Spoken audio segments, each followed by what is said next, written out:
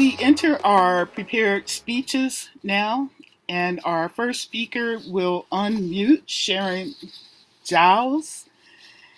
And among all the things that have been said about Sharon Giles, she is known as a truth teller. No fluff, no stuff. Sharon says today, too many people live with the assumption of truth. If truth sets us free, why, she asks, do we not all seek it and speak it? Before Sharon speaks, her evaluator will come on and tell us her speech objectives. Good day, I guess is the best phrase for this group. Today, Sharon is working from Pathways Motivational Strategies. She's on step 1 of evaluation and feedback.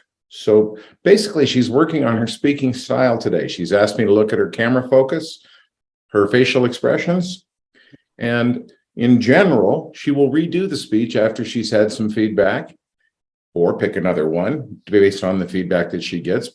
The purpose is to improve her evaluation skills through evaluating her own evaluation, I think. Back to you. Thank you.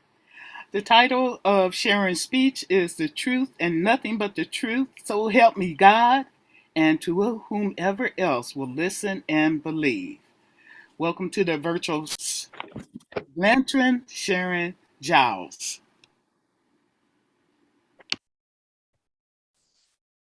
Thank you, Madam Toastmaster. Fellow Toastmasters and guests, on a cold January day, a 43-year-old man raised in the Roman Catholic faith was sworn in as the chief executive of his country. Standing not far from him was his predecessor, a distinguished general. Now, it's been recorded that for the next hours in that day, this newly sworn chief executive watched parades in his honor and celebrated till the wee hours of the night.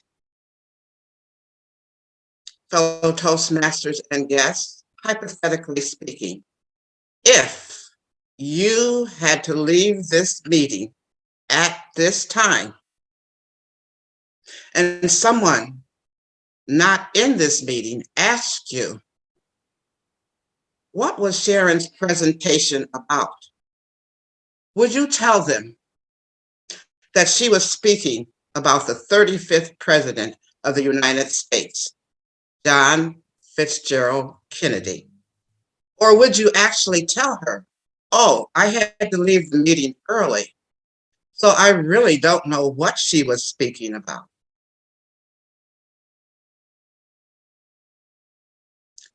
Would you be making an assumption, or would you speak the truth? Assumptions are statements that are accepted as being true, but without proof or verification. Oh, we all do it. We all do it. Why do we do it? We do it so that we sound important.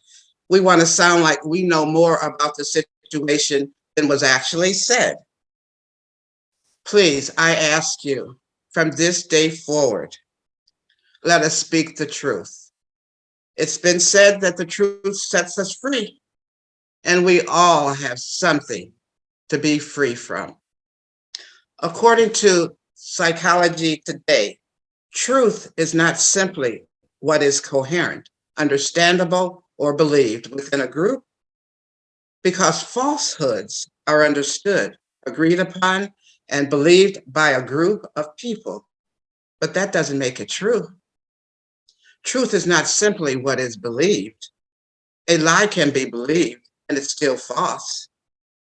Truth is not how we know, but what we know. There's another website that I researched. It's called Difference Between. So you say, what's the difference between truth and fact?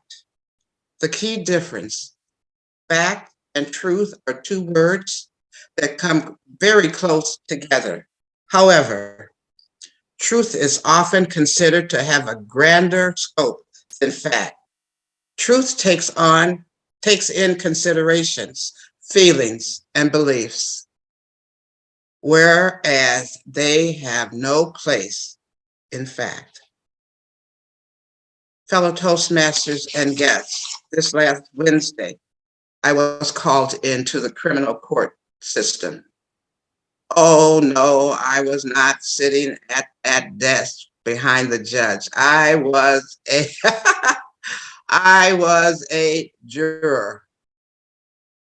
I saw people raising their right hand and swearing to tell the truth, the whole truth, and nothing but the truth.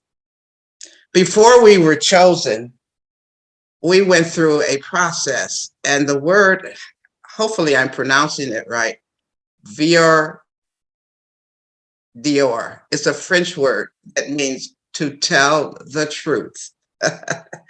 And for those who speak French, I apologize.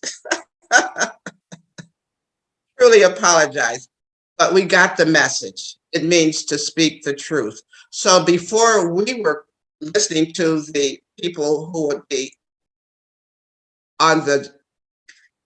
would be prosecuted or who were witnesses, we were questioned. I spoke the truth. I can't tell you what the case was about, but I can tell you that the gentleman did go free based on our understanding of what he was saying. So I say to you, if you're not speaking the truth, you could send someone to jail. You could have an entire family destroyed because you're not speaking the truth. Within yourself, we have to be truth seekers. Look at where we are in this world today. So many lies have gotten so many people hurt, families destroyed. Speak the truth. I have to share with you, my daily prayer is, oh Lord, let me keep my mouth shut until I know what I am saying. Now, fellow Toastmasters and guests, if you thought I was speaking of John Fitzgerald Kennedy, the 35th President of the United States, you were assuming incorrectly. Let me give you the full story. On January 30th, 1933, a 43-year-old man raised in the Roman Catholic faith was sworn in as the Chancellor of Germany. I am speaking of Adolf Hitler. Madam Toastmaster. Okay, we now move on to Evaluator 1. Scott Oliver will be evaluating Sharon Giles. Scott, take it away. Thanks, John.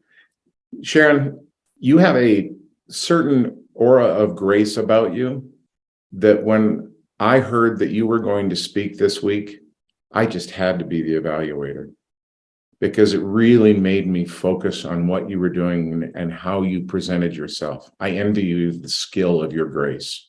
I think part of it's rooted in your ability to have a natural pause. You stop and you speak in a way that, you know, from a style perspective, you asked me to watch style. That's a style skill that, boy, oh boy, we could all learn from. It's terrific. You also asked me to watch your eye contact with the camera.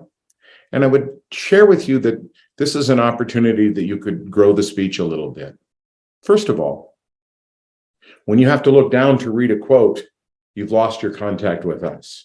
So if you know in advance that's going to be an issue, post it behind your camera if you could, or tape it to, in my case, I don't have a camera. The camera's in my computer. I take a little piece of cardboard and I post it behind my camera so I can see it and I'm still looking at the camera if it's an important quote. And you had a great quote. My goodness. Oh, Lord, let me keep my mouth shut until I know the truth. if you could have done anything, one of the disadvantages of being on Zoom or any of these other platforms is we can't see it. If ever there was an opportunity from a style point to improve your speech, that would be one that I would do a shared screen, and I may have even opened with it. It was such a powerful quote. Speaking of your opening was terrific. You had John F. Kennedy's my favorite president. You had me hooked. But perhaps you could have opened. Oh, one quick thing real quick. I want to shift gears. Style begins with a great title, and this goes to your opening. Your title, boy, I was curious what was going to happen in this conversation, in this speech. Maybe a little tweak in the title might have caught our attention and been more fulfilling to what your purpose was in your speech. Perhaps you could have said, you don't know the truth, the whole truth, so help me God until you know the whole truth, or something to that effect, because that was the end message. Finally, the story of John F. Kennedy leading to Hitler. I had never even thought that the two men could be laid down in parallels, but you certainly could. You could have said, there was a man who gave a speech in his inauguration with generals standing behind him who promised to make his country better, promised to make his country stronger, and then I would be hanging on it. And then the end of it, you could finish off who it really was. Still, all in all, last thing that you asked me to look for was smiles. The only smiles I caught from you was when you found yourself in a little bit of discomfort. You were scared. All of a sudden, out of the blue, you tried to say the phrase voir dire, and you lost yourself on it. You started to laugh about it. So a couple things like that. If you can look at the camera and just think I have to smile to begin with, smile at my own joke, and then move on. That's what I have for you. Fellow Toastmaster.